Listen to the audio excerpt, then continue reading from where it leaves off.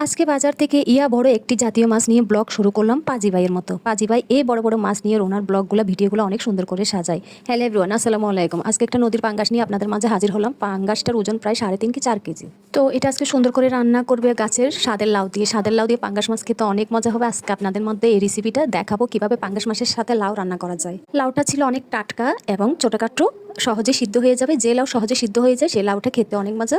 অবশ্যই শীতকালে লাউগুলো খুবই ভালো হয়, কচি হয়, সহজে সিদ্ধ হয়ে যায়। আর এদিকে আমার মেয়ে যে কোনো মাছ পেলে অনেক খুশি হয়ে যায়, পানিতে দিয়ে খেলতে চায়। উনি ওটা কাটতে দিবে না, এত বড় মাছ এটা আমি কীভাবে পরিষ্কার করব।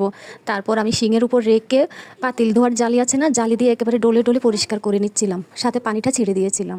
ভিডিও করার জন্য তো নিয়েই আসলাম, কিন্তু বাইরে ভাই ফুটানিগিরি করে মাছটা সাহস দেখিয়ে তো আনলাম, কিন্তু কাটতে যে কত কষ্ট হচ্ছে। ছেলেদের মতো এত সুন্দর করে কাটশিট বাড়বে কাটা যাচ্ছেও না, আমার পক্ষে সম্ভবও হচ্ছে না। মনে হয় এটা কীভাবে কাটবো এত বড় মাছটা।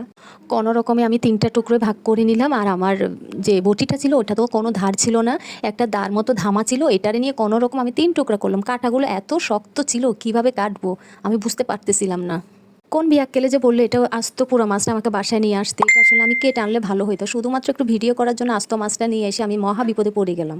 কোনো রকম তো 3 টুকরা করলাম, একেবারে রক্ত পুরা রান্নাঘরে আমার ছড়াই ছিটাই গেল, আমার পুরা জামা কাপড় ভর্তি হয়ে গেল মাছের রক্ত। মাছটা কাটতে কাটতে আমি হাঁপাই গেছি। আজকে আর রান্না করা যাবে না, আমি 3 টুকরো করে এটা আমি ডিপ ফ্রিজে রেখে দিলাম। আমি এত কষ্ট করে ভিডিওটা করার জন্য শুধু পুরা মাছটা নিয়ে আসলাম। আমার ভিডিওটা ভালো লাগলে প্লিজ লাইক, কমেন্ট, শেয়ার করবেন।